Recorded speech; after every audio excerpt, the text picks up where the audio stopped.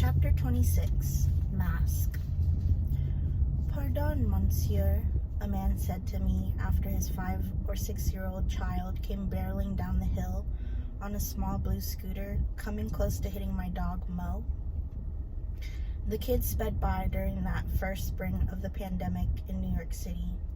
Empty streets, space, silence, minus the sirens and the occasional speaker pumping tunes from a passing bike. I was wearing a mask. I couldn't remember if the man and his child were. There was a chill in the air. The wind from the river typically stung the face, but the mask proved helpful. I wore jeans and my flannel-lined black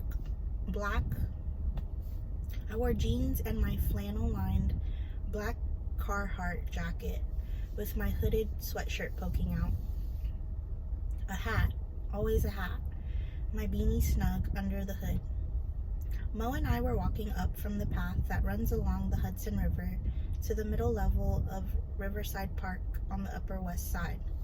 The park is one of my favorite places in New York City.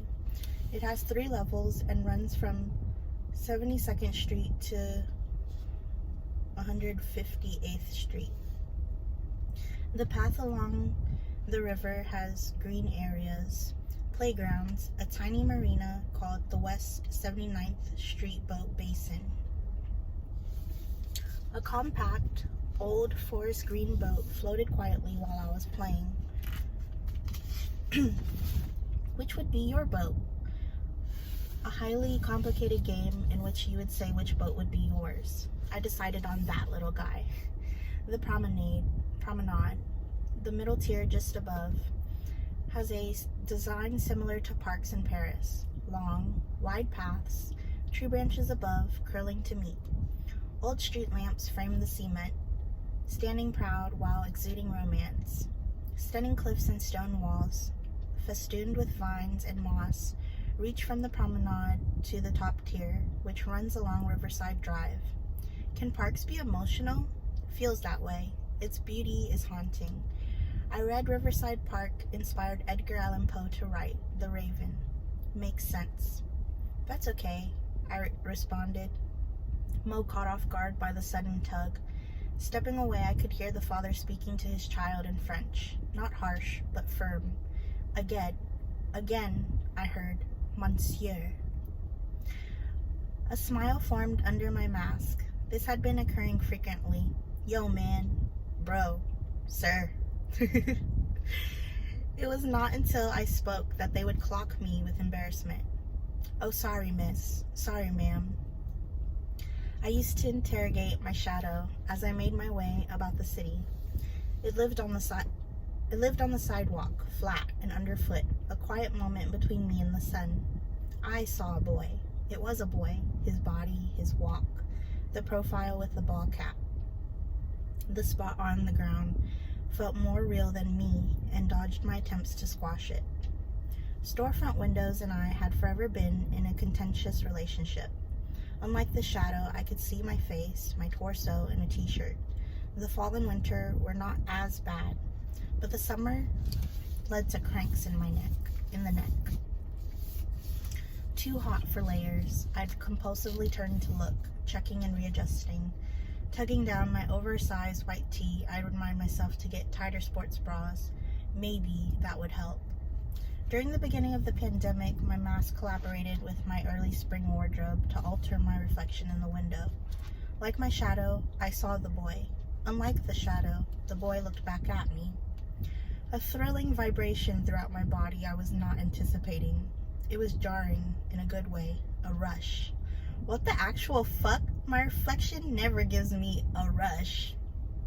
Peeking at the boy, stomping parallel to me, matching my mannerisms, my pace. I was baffled and also totally not. It didn't get old. Every day when I walked Mo, I'd find him, a reprieve. Hope?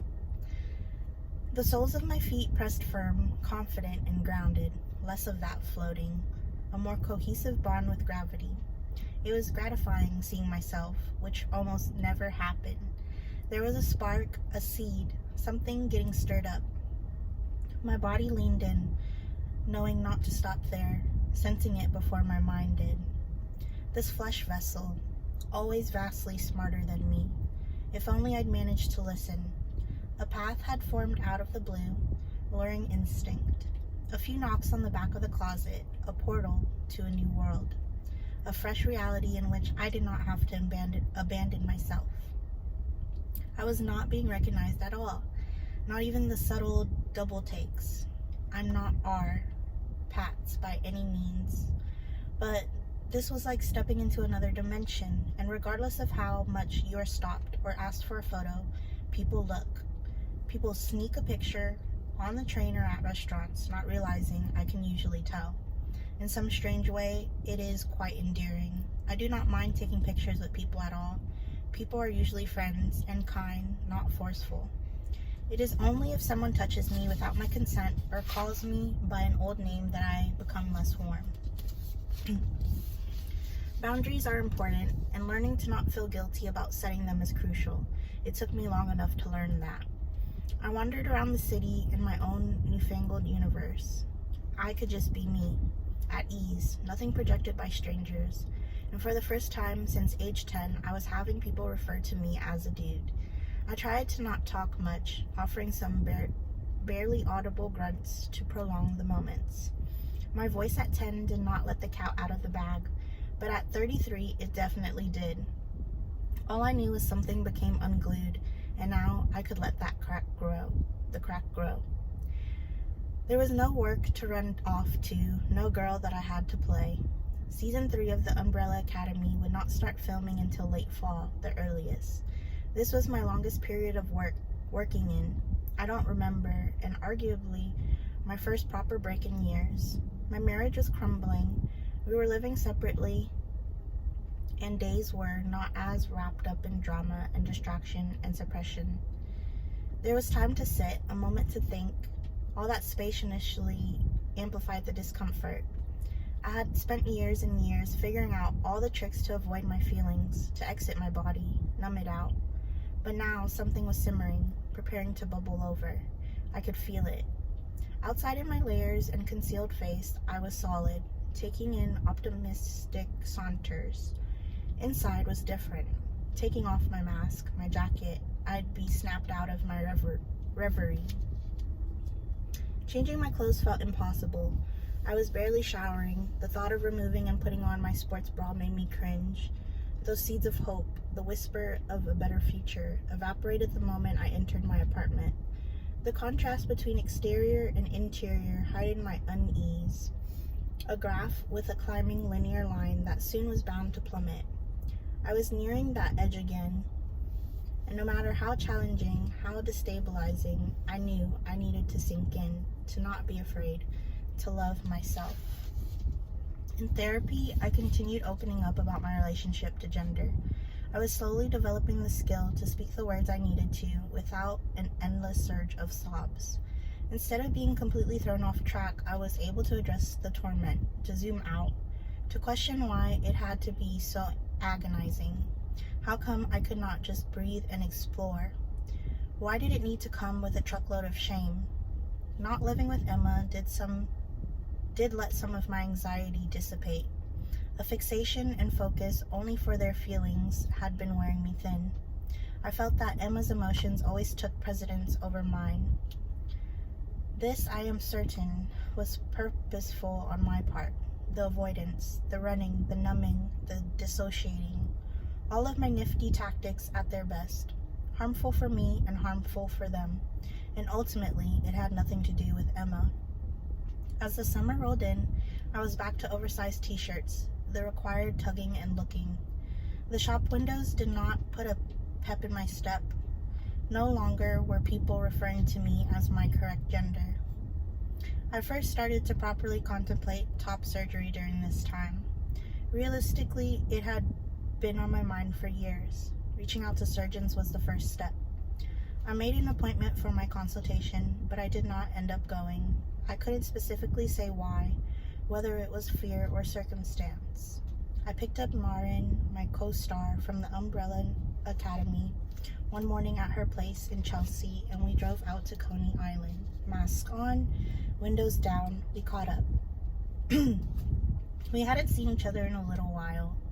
Marin played Sissy, the woman my character falls in love with in the 1960s in Texas in the second season. Collaborating with Marin was one of the best experiences I have ever had working with another actor.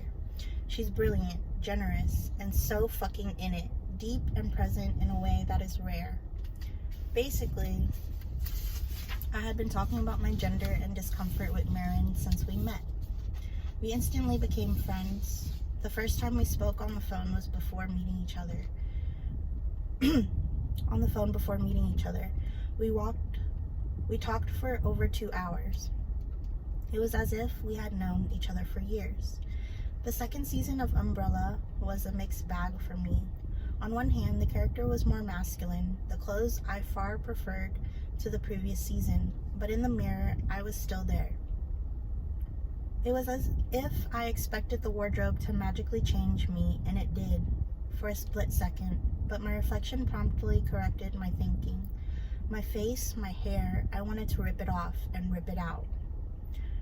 Marin was a rock for me during this period. I was struggling and did not know how to communicate it.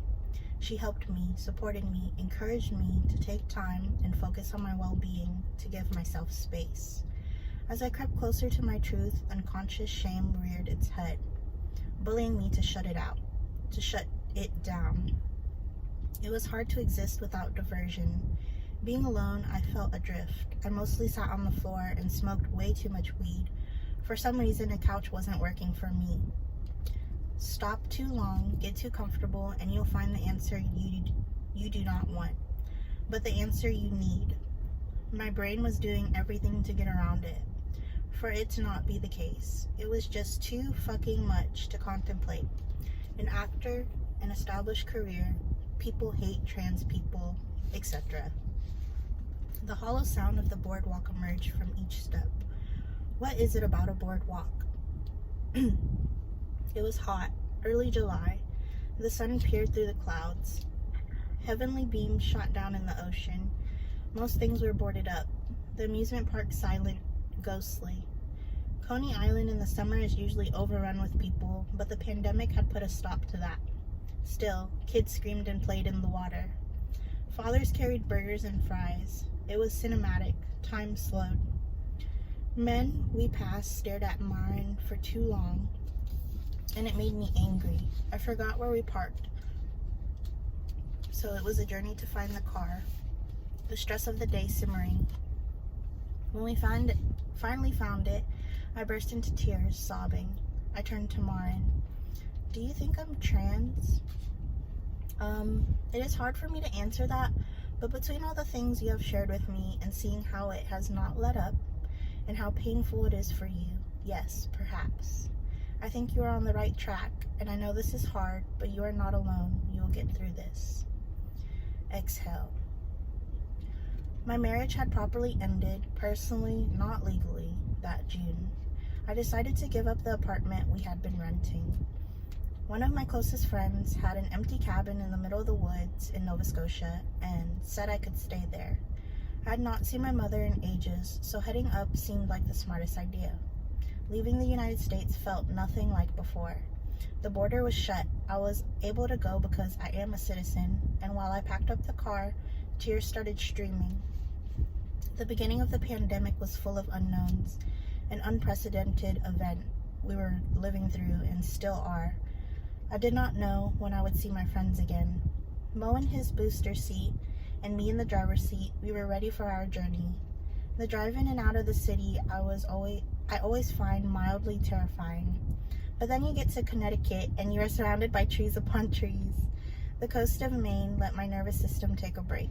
Rugged with salty air. The smell of the ocean rushing by the open window, reminding me of home, almost there. I spent the night in Bangor to split the 13 to 14 hour drive into 2 days. The hotel was desolate, but immaculately clean. Mo and I crashed early and were on the road by 6 a.m. Emma got rid of their place in the city too, and made their way up to Montreal. We were barely communicating. I'm not sure where Emma was staying exactly, The quarantine for new arrivals in Nova Scotia was 2 weeks. My mom and her friends were kind enough to put food in the cabin for me. On top of dropping off groceries, they made me homemade soup and cookies. The cabin is connected to a dirt road that by an unpaved driveway. Arriving there is like entering a living fairy tale. Yellow birches, maples, and pine trees line the road. There is a small orchard that has not been touched in decades. Left free to grow, pears and apples scatter the ground. Deer paths wind through the tall grass.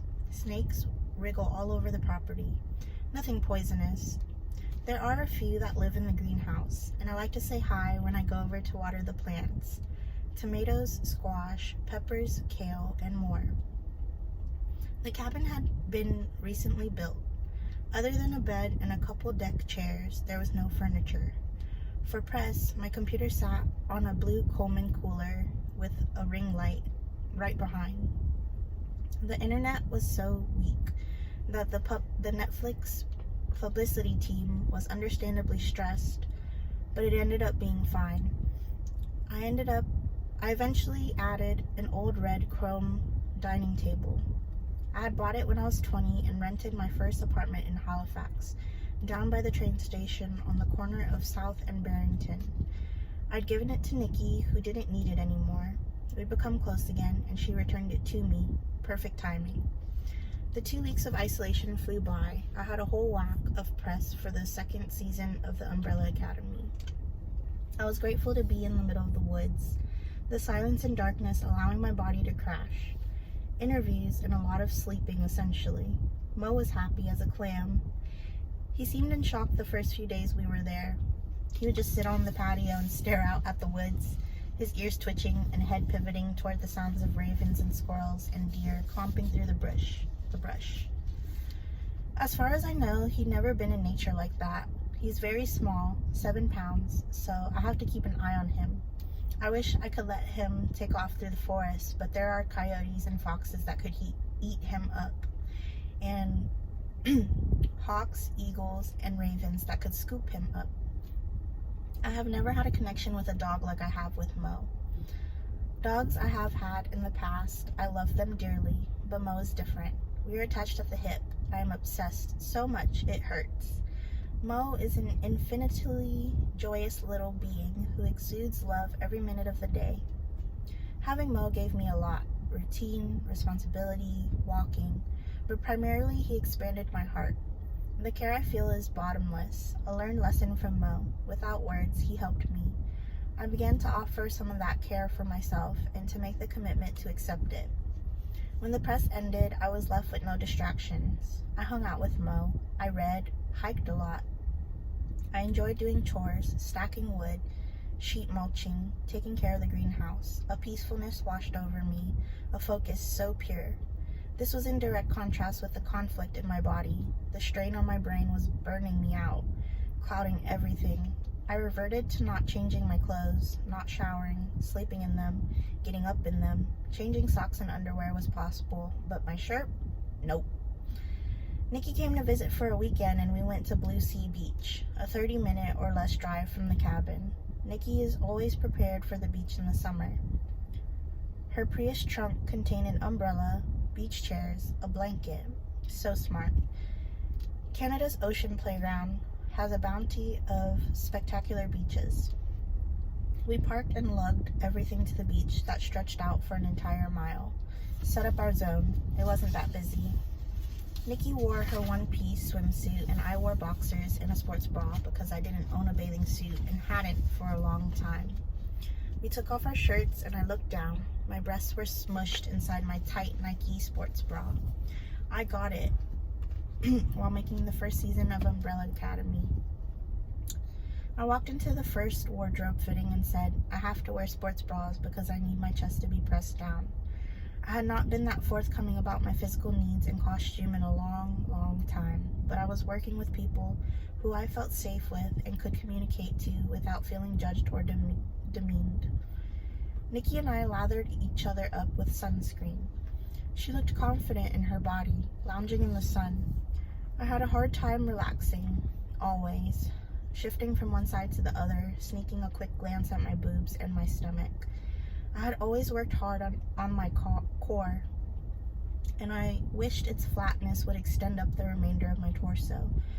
We snacked on chips and pop as the sun lotion settled. The heat was fierce. I was grateful for the umbrella and Nikki's beach preparedness. Fired up and ready for a dip, I stood and walked toward the surf. Breaking into a run, my feet hit the ocean, splashing the surprisingly warm water with every step. The Northumberland Straits is said to have the warmest ocean temperatures north of Virginia because of how shallow it is, ranging in depth between 17 and 68 meters. Separating Nova Scotia and Prince Edward Island, the sunsets are always astounding. I dove into the salt water. It had been ages since I was in the ocean. I surfed for a couple years in Los Angeles. My ex Samantha and I went almost every day when we were together. I do miss it. Frightening but soothing at the same time. Soothing all the same. Frightening but soothing all the same. It is easy to see how people become addicted. The rush, the connection. You look at the ocean in an entirely new way. I swam further out. Warm but still refreshing. My eyes stung, and I made a mental note that goggles would be a part of the beach collection in my trunk. I resurfaced, my ponytail soaked and dripping down my back. My body went frigid, not due to the cold, but because I caught a glimpse again. It wrenched me out of the present, my head involuntarily tilted down, chin to my neck, as it did throughout the day, every day. My insides tightened, my brow furrowed, puzzled by a body that did not compute. An incorrect calculation that I did not have the answer to. It was exhausting and only getting worse. How will I do this forever? Nikki went for a swim shortly after me. I dried myself with a towel, avoiding my chest. The blanket sat in the shade. I lay on my stomach, my boobs compressed, taunting me, jogging my memory, demanding I be reminded. I closed my eyes. The sound of the waves pacified me, and I fell asleep. Nikki and I napped on the beach together. When we woke up, it was time to go. I threw on a t-shirt, and we gathered our things. Walking back to the car, I looked around at the people enjoying themselves. Kids in their sandcastles, 2 guys threw a football back and forth, swim shorts and no shirts. The ball flew with a perfect spin. A woman with a half tent organized snacks. Children ran up for juice boxes and ketchup chips. My brain was hot as the sand. How do people do it? How do they shut off the noise? And I don't mean happy. They may not be happy, but they seem to be able to exist, at least. People existed with a fluidity that I wished to possess. Motion entwined with the present and an engagement with life that I had lost a long time ago. I needed my routine. I needed specific food. Change or disruption threw me off, which was unacceptable due to my need for control. All I could do was cling. Every day I hung on tight, bound up.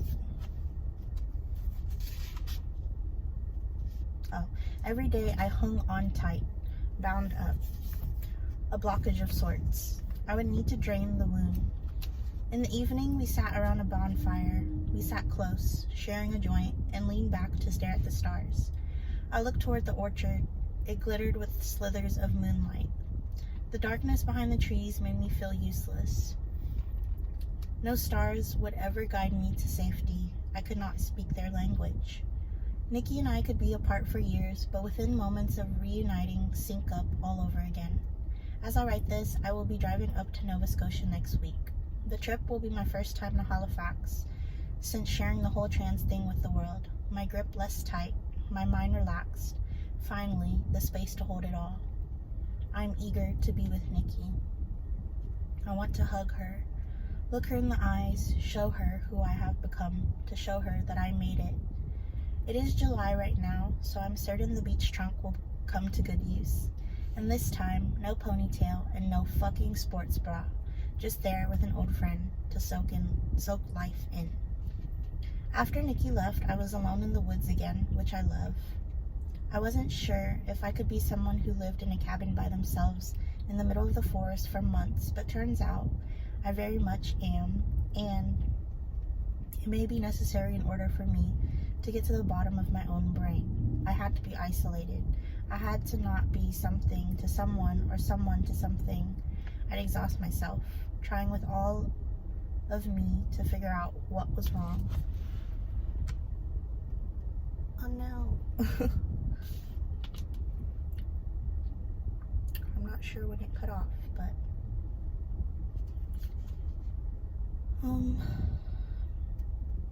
after Nikki left, I was alone in the woods again, which I love. I wasn't sure if I could be someone who lived in a cabin by themselves in the middle of the forest for months, but turns out I very much am, and it may be necessary in order for me to get to the bottom of my own brain. I had to be isolated. I had to be something to someone. I had to not be something to someone, or someone to something. I'd exhaust myself trying with all of me to figure out what was wrong, running from one place to the next, fooling myself into thinking I could find it. But the answer was in the silence. The answer would only come when I chose to listen.